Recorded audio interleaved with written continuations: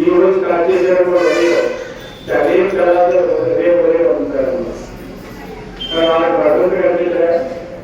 దీంట్లో చాలా మంది వాళ్ళు చాలా బిజీ పెడతారు. అంటే పడుతుంటారు రేపు కూడా అందరూ ఇదే ఏం కూడా కావాల్సిందే. కానీ బిజీ పర్సన్ చాలా కార్యం ఉంటుంది. ఇంటికి వెళ్ళిపోయి మరి ఏం చేస్తారో తెలియదు. అప్పుడు వచ్చే అటెండ్ చేసి వెళ్ళిపోయారు. సగం మంది వెళ్ళిపోయారు. వాళ్ళ ఇంటికి ఏం చేస్తారు? 2 సంవత్సరాలు వస్తారు, లేదా 3 సంవత్సరాలు వస్తారు. ఇక్కడ బాగుంది ఇక్కడ పోతారు, వేరే పోతారో తెలియదు. కానీ బిజీ పర్సన్ పెద్ద విధంగా బిజీ కృషి చేసుకుంటారు. ఇంటికి వెళ్ళిపోతారు, టీవీ వస్తారు, లేదా పక్కన పడతారు. అయ్యే మరో పద్ధతి. కాబట్టి గుడికి వచ్చినప్పుడు మనకు ఒక ఇతరులో ఆహారం చేసినప్పుడు ఎంతో శుభ్రంగా లాస్ట్ పిల్లలు తింటామో ఆ విధంగా పూర్ణ పద్ధతి పొందినప్పుడు భగవంతుడు వస్తున్నాడు. మీరు గుడికి వచ్చారనుకోండి, భగవంతుడు దర్శనం కావాలి. బయటికి వెళ్ళారనుకోండి, చదువు రావాలి.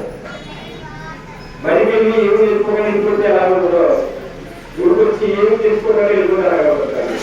మీరు అన్నాదిగా మీ పాలు చెప్తున్నానే తప్ప ఏ మీలో ఏ మార్పు రాదు. కాబట్టి ఏ గుడికి వచ్చినా సరే ఆ పూర్ణ శక్తిని పొందే దిశగా మీరు చేసుకోవాలి. అది మాత్రం దృష్టిలో పెట్టుకోండి. మీరు ఎంతమంది భగవంతుడు కనిపించడం కళలో కానీ జ్ఞానంలో కానీ ఎక్కడైనా కానీ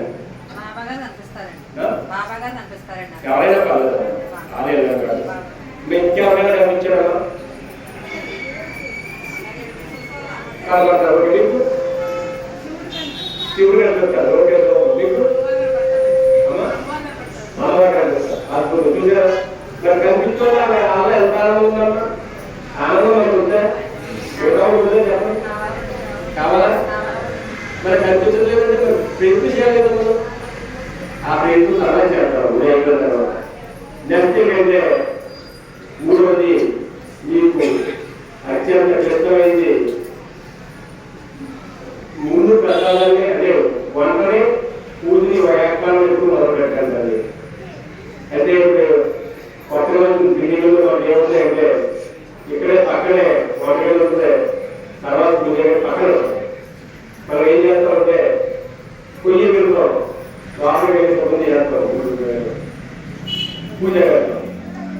తర్వాత ఇప్పుడు మొత్తం పొయ్యిలో నీళ్ళు వేస్తాం, తర్వాత ఏదో చేస్తాం. ఇలాగా రొటేషన్ అవుతుంది తప్ప ఏం మీద కాన్సన్ట్రేషన్ చేయలేదు. మీరు ఎంతమంది జీవితాలు అంటే అందరి జీవితాలు ఏదో సమస్య ఉంది. ఆ సమస్య పోవడానికి ఒక మతం చెప్తారు. చంద్రబాబు అయితే అక్కడ ఎప్పుడు చెప్పితే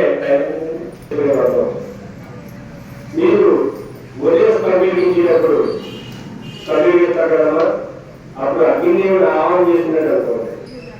కాళ్ళు చేతులు మొహం కడిగేసుకోండి, లేకపోతే స్నానం చేస్తే మరీ మంచిది. లేకపోతే కాళ్ళు చేతులు మొహం కడిగేసుకున్న తర్వాత అగ్ని అంటే సమీపించినప్పుడు అగ్నిదేవుడు ఆహ్వానం చేస్తున్నారని చెప్పుకోండి. ఆ తర్వాత అప్పుడు కంటిన్యూగా ఓం నమో నారాయణ చెప్పాలన్నా. ఎప్పటి వరకు? చివరి వరకు.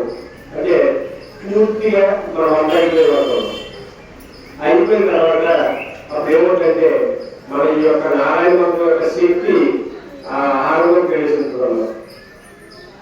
ప్రవేశించి అది ఉపయోగపడదు. అమృతంగా మాట్లాడదు. అది మన మానవుల భర్తకు కానీ, మన మానవుని పిల్లలకు కానీ, మన రాముల తల్లిదండ్రులకు కానీ, అన్నములకు కానీ, అదే అత్తలకు కానీ కట్టగలిగితే వాళ్ళలో చాలా హృదయం మాట్లాడుతుంది. అంత సులువుగా ఇవ్వడం ఒకటే కాదు, ఇంకా 6 ఇవ్వాలి. 9 ఇవ్వాలి.